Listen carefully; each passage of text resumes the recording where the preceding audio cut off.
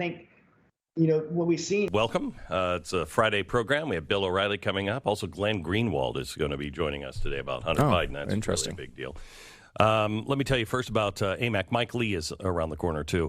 Hello, America. Welcome to the program. We've got a great show for you. Friday, Bill O'Reilly is coming up. Glenn Greenwald is joining us to talk a little bit about Hunter Biden and what's going on there.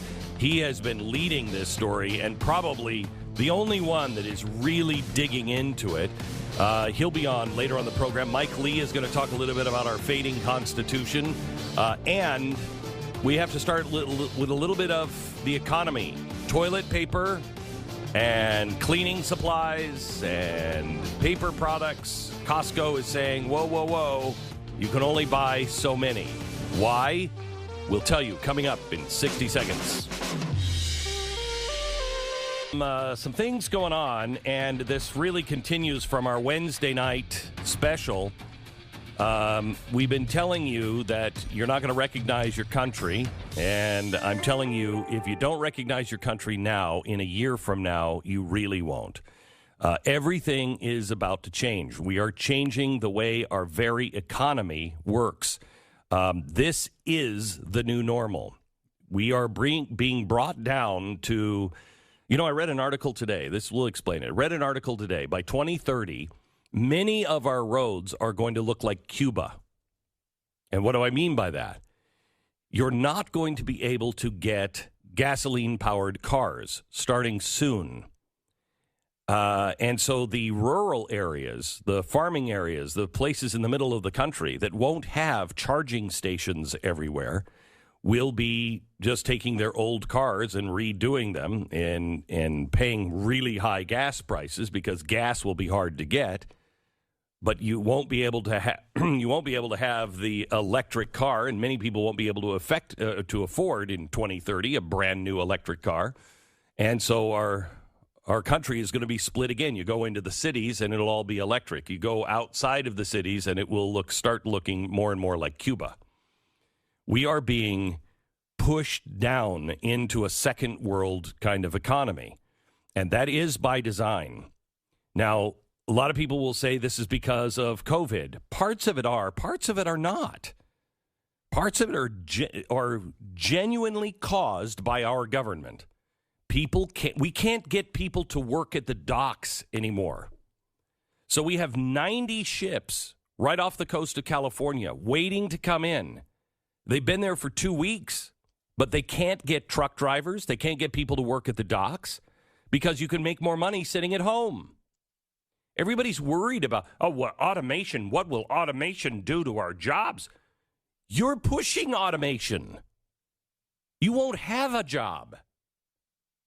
And things will become less and less available, more and more scarce.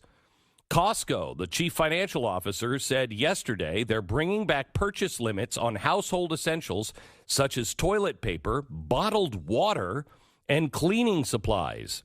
Membership-only warehouse chain said it wants to make sure these items stay on shelves as it copes with the supply chain challenges.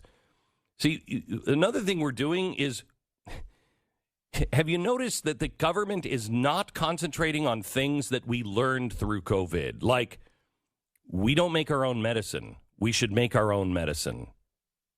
Everything is being pushed globally. That's why the answer is local. The government is going bigger. The world is going bigger, and it's unsustainable. They keep making the problems bigger. Well, they will fail. Let me give you another example of the failure that is coming that might very well affect you, at least more of the supply chain. I've been telling you about Evergrande. Now, this is one of those stories that Stu and I talked about when it first came out, and he kind of was like, why would we? And he's been with me long enough to know, gee, we should pay attention to these things because they're all interconnected. Is that fair? Yeah, I'd never even, I don't know that I'd ever even heard the name Evergrande. I hadn't either until we have some really good researchers. Yeah. I hadn't either. But Evergrande is the builder of the ghost cities. Yeah, we knew their work. We talked about their ghost cities quite a bit for 20 years. Yeah, because I'm fascinated by them. Yeah, they me built too. These entire cities with no people in them. And really nice. I mean, yeah, state of the art cities. And no one lives in them. Like the biggest mall in the world. Yeah. At one point, completely empty. Completely empty. No citizens around to go to it. And correct. They use this to prop up their economy, make their numbers look good. Eventually, they were supposedly going to move people there. Many of them never got citizens. Yeah. So here's the thing: this company, and I know this number sounds small, but hear me out, because anytime somebody talks about $1 billion, you're like, oh, that's not that much. Yes, it is. Yes, it is. This company, Evergrande, has about $350 billion in debt. Now, that's $300 billion owed in bonds and another $50 billion in loans. So $350 billion in debt. By way of comparison, General Motors only has $87 billion in debt and turns a profit. Remember, this company does not turn a profit. It's a ghost city company. Apple, the largest company in the world by market cap, has $100 billion in debt. So Evergrande is carrying more debt than any U.S. company, at least in the Fortune 100, but has a market cap, total value of all stock and assets, of less than 5% of Apple. Okay, so let's put this in. 250% more debt than Apple, and less than 5% the size of Apple. That's a lot of debt. So now here's what happened. They sold all these bonds, and nobody was buying them because it's a ghost city company. And nobody was buying them, and so they said, you know what, we're going to pay in U.S. dollars, not in Chinese yuan, so we could get everybody involved in this. And so they started getting clients, and the Chinese Communist Party was encouraging people to invest in this company. They gave them a AAA status, top grade. We would have marked it, well, at least we should have marked it junk bond. We didn't, but we didn't have anything to do with it. This is a Chinese company. But they started to get all of these people, and all of these people are demanding their money now. And they can't make the payment. So why do we even care about this? 75% of Evergrande's debt is owned by Chinese investors. We have to care because China just said yesterday, expect a coming storm because of this. What they're afraid of is the run on the banks. They're afraid of a Occupy Wall Street response. They're afraid of rioters taking over the offices of Evergrande and holding executives hostage. They're actually afraid of actual riots on the street. Now, I don't know if we'll ever see them, and God bless those people who are rioting because they'll probably all just be killed. But it's going to cause all kinds of problems for China, and not just inside the border. While everybody is focused on the $350 billion in debt, it's the derivative market that you have to worry about. Gee, what are derivatives, Stu? I thought we learned about these in 2008. Right, it's kind of like a bet on an existing product. That it doesn't necessarily function into the normal balance sheet of that product, the financial product. So right. You're betting on something, and it's kind of like a side bet on a stock or an outcome. It's not really even, there's nothing of value here. It literally is gambling, okay? Mm-hmm. There's no, you're not betting on a product or a company. You're betting on whether or not they're going to be able to do what they say or not. And it's often funded by margin, by borrowing. So it's Correct. Not real money. It's really bad. Bet on things that are multiple times as risky as the normal financial product. These should be illegal, but they won't be because that's how the banks make their money. There are private dark pools of money, lots of money. So out of this $350 billion in bond, they believe, according to the Swiss bank, that about a $1 trillion in derivatives. That was people betting that they're going to fold or betting that they're going to make the payment. But again, as Stu just pointed out, a lot of that money is borrowed money. The biggest impact is going to be in the Asia-Pacific countries, Singapore, Australia, because they put all of their money from their teachers' unions and their retirement funds. They put money into this because it was a good return. But it was a shell game, total shell game. It will reach the U.S. It will reach the U.S. if the derivatives start to fail. Banks may fail over their losses over in China, and that will create a cascading effect. For example, let's say the Bank of China, heavily invested in Evergrande, they start to fail. They take the mortgages down with it. But your pension fund invested in the Bank of China because that's a safe bank to invest in. Now, because they fail, your pension starts to fail. So the effect of this one story is significant. They're saying that this is the Lehman Brothers of China. And the United States, we are changing everything here. You have to understand, the entire economy is changing.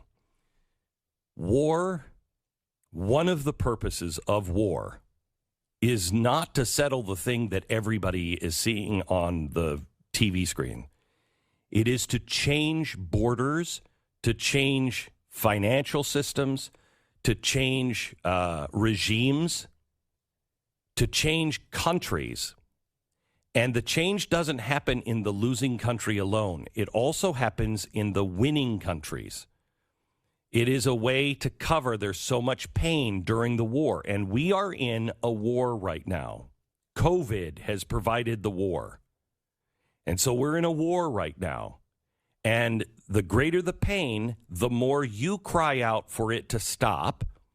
And the longer it goes on, the less you remember of what normal was. Think about the war on terror. Do you even remember what it was really like? How many freedoms have been curbed since 9/11? A ton. But do you even really remember a time when the bank wasn't reporting you if you took, $1,000 out of the bank? Do you remember that time? Do you remember a time when your deposits were not last of line, that you, the person that put the money in the bank, you were the first creditor to be paid? Now you're the last creditor to be paid. You'll get your money from the government. You'll never get it from the bank. And you'll never be able to take it out if they're in trouble. We've lost a lot of rights, and we don't even know it yet. This is changing the entire world. Stu found a story today. Was it in the New York Times about Bitcoin and digital Wall Street Journal? Wall Street Journal. Yeah.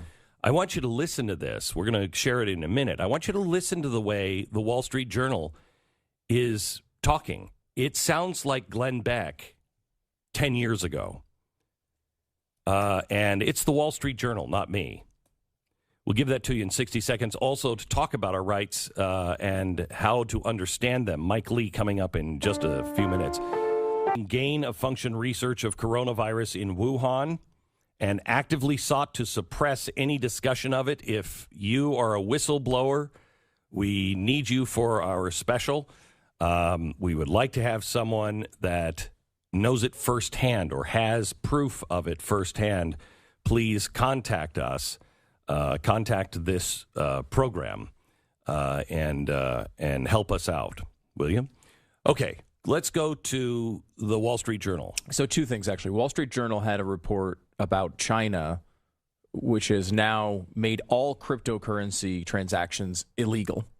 Just in China. In China.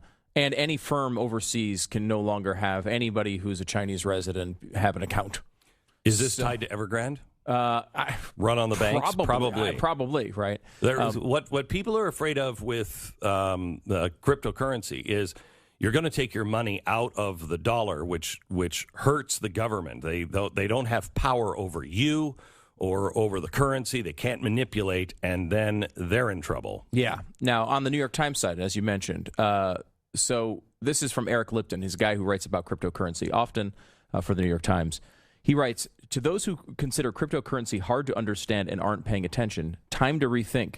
Bitcoin may seem speculative, and yes, it is, but global financial system is being revolutionized. Nature of money is transforming. This is a big deal. His story is about regulators racing toward first major rules on cryptocurrency. The government's trying to get involved in that. Because the government is going to a U.S. digital dollar. They are going to a digital dollar. That is mentioned in the story as well, that it doesn't say they are doing it, but it says that they are seriously considering it and trying to figure out how to do it. They are. I'm telling you, they are. I mean, You've mentioned this a bunch of times, and it's just there's no confirmation of it yet. Right. But the Fed has been doing all kinds of research and work on it, and it only makes sense. Use common sense. This is the thing they have to control everything. And Eric Lipton is not an opinion guy. And the reason why I think this is important is he's stating this as he's writing news articles about cryptocurrency. He says this decade will be remembered as the era where the nature of money was radically transformed in the world. You are living it. So it's almost like the 100 years of the Industrial Revolution will be compacted into a 10-year period. It does. It does seem like that, doesn't it? Does seem like that. Yeah. This is these are the days we talked about, I warned about. These are the times that will try men's souls. The nature of money is being changed, and that will mean everything. It will go to, as I pointed out on Wednesday's TV show, that will go to how much money is your money worth. If you had a retirement fund, how can you retire if you only have 60% of your retirement fund? They just lop off 40% because there's a new currency. This is coming. This is coming. So what's going to happen with cryptocurrency? Well, currently they're basically trying to come up with rules here. And you're in that point where the big players in the industry are going to the government and being like, look, we know you're going to do something. Can we at least make it less insane?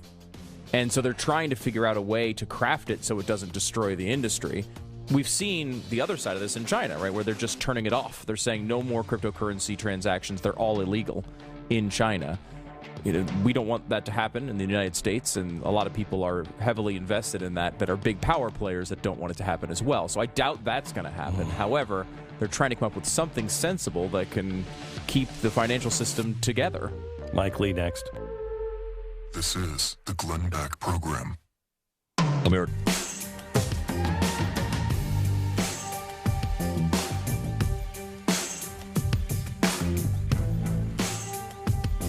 This is the Glenn Beck Program. We could sure use your support at Blaze TV. If you have not joined us now, let me offer our biggest savings ever. 25% off the year subscription at Blaze TV. There is power in numbers, and we really need your support, especially as things are getting more and more dicey, and it's becoming more and more clear that you're just not going to be able to even ask questions online. Join us, please. Go to blazetv.com/Glenn. Use the promo code Glenn25 and save 25% off your subscription right now.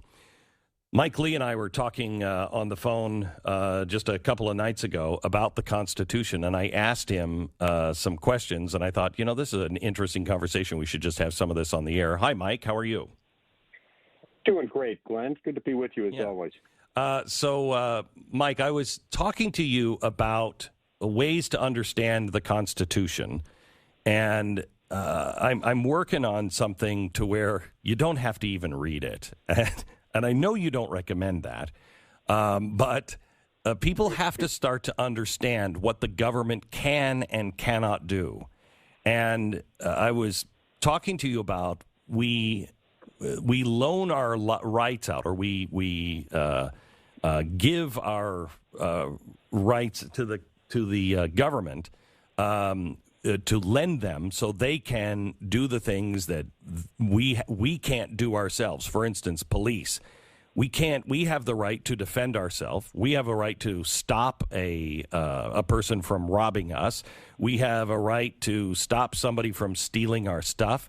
We even have a right to a citizen's arrest and holding somebody until the authorities arrive, and the authorities are using the power that we give them to then take them to trial, et cetera, et cetera. We don't have the right to string somebody up, but if we were alone and we were just a bunch of individuals with no government, we would have the right to collectively get together and judge a person, and hopefully it would be fair, and then execute the punishment.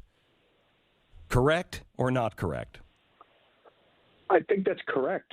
Look, all of us are born with certain natural rights, certain God-given rights, fundamental rights that guarantee that we should have the ability to live our lives and to have the protection of life and liberty and property.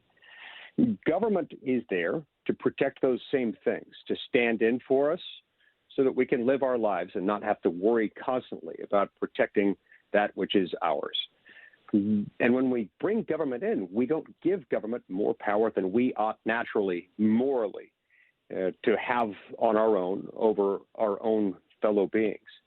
And so government is there more as a surrogate and security guard than it is a parent. And in fact, Alexis de Tocqueville observed something like this as he was touring America in the 1830s and explaining why our revolution seemed to have taken hold and embraced liberty, while the French not so much. He said, you see, when government steps into the place of a parent, it's preparing children for perpetual childhood and adolescence. Parents, of course, are preparing their children for adulthood. But when government acts that way, it's preparing them for captivity. That's not what we can ever have. So that really is what the Declaration of Independence was about.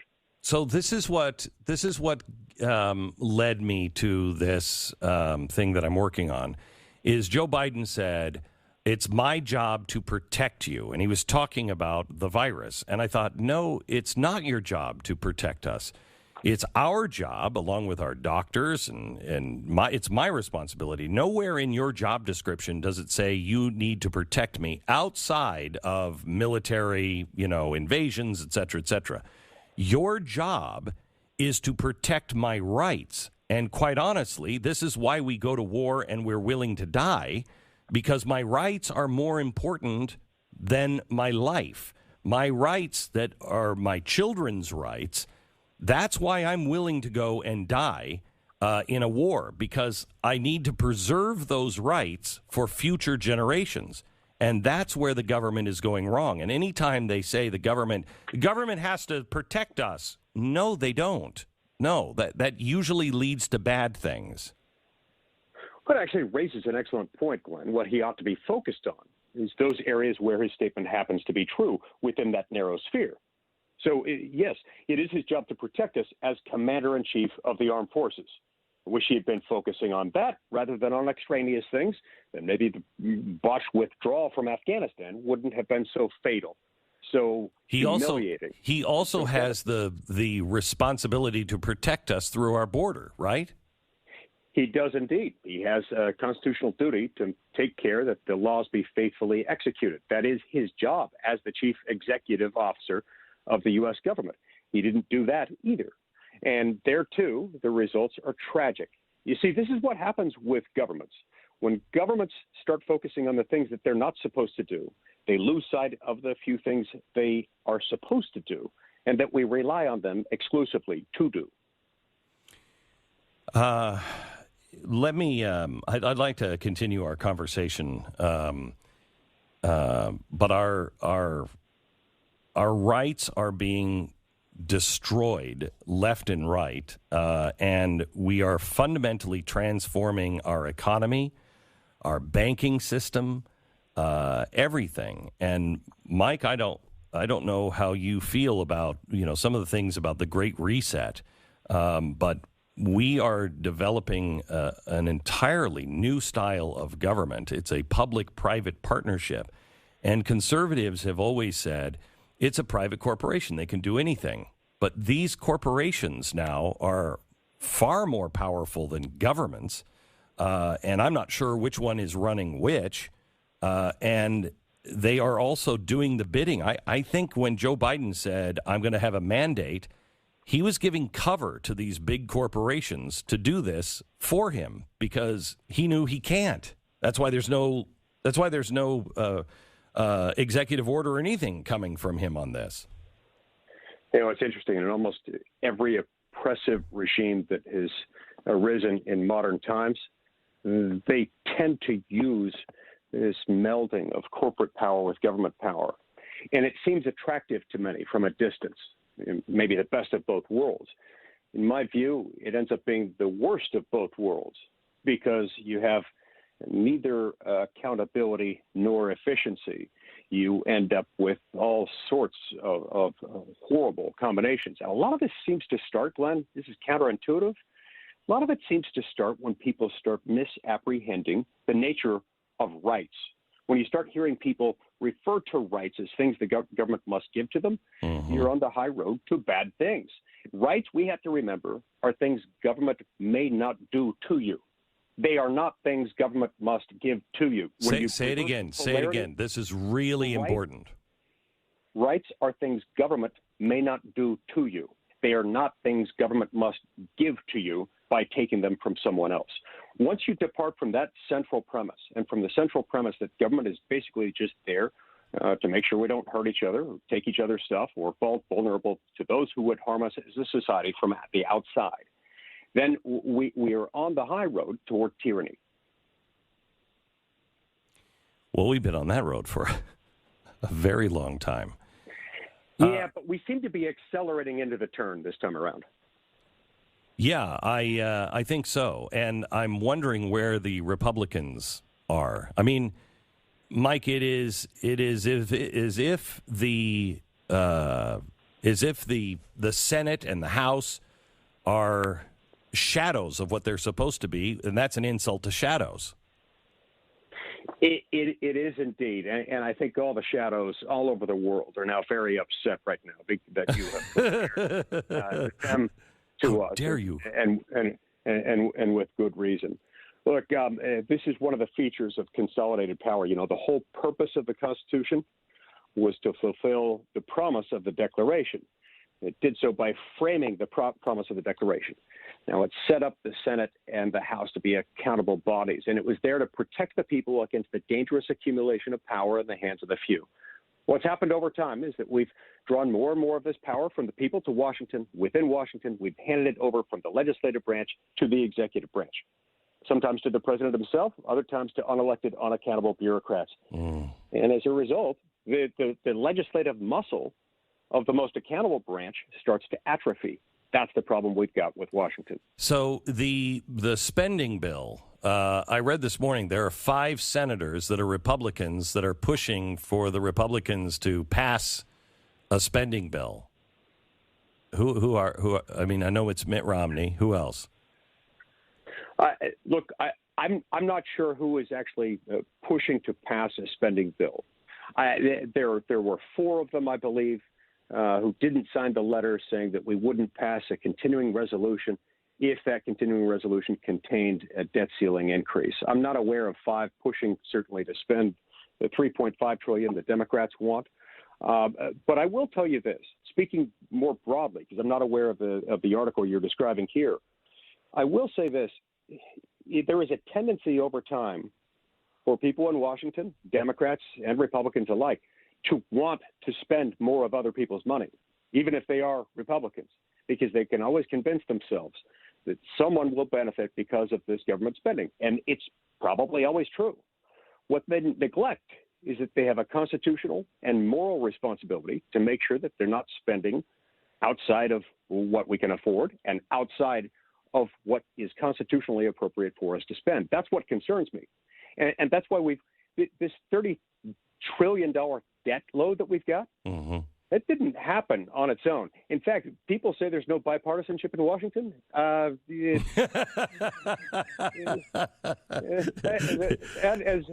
we would say in the courtroom, that assumes facts, not in evidence. Yeah. Because you don't get to be $30 trillion in debt without a whole lot of Republicans agreeing with a whole lot of Democrats to spend more money than we've got. Senator Mike Lee, thank you so much for being on the phone and all of the hard work that you do. You are a true statesman and a guy who is standing true with your oath and the Constitution and Declaration, and I can't tell you how much I appreciate it. And I think I am not alone in that. Thank you very much. Thanks so much, Glenn. I really appreciate it. And your listeners can follow me at leeforsenate.com. Thank you very much. Lee for Senate. By the way, I think he is, he's got so many people coming out to run against him. It's like everybody's running against him. I don't think he has any serious challengers. They seem to be clowns, but maybe that's just me. Lee for Senate. Real estate agents I trust.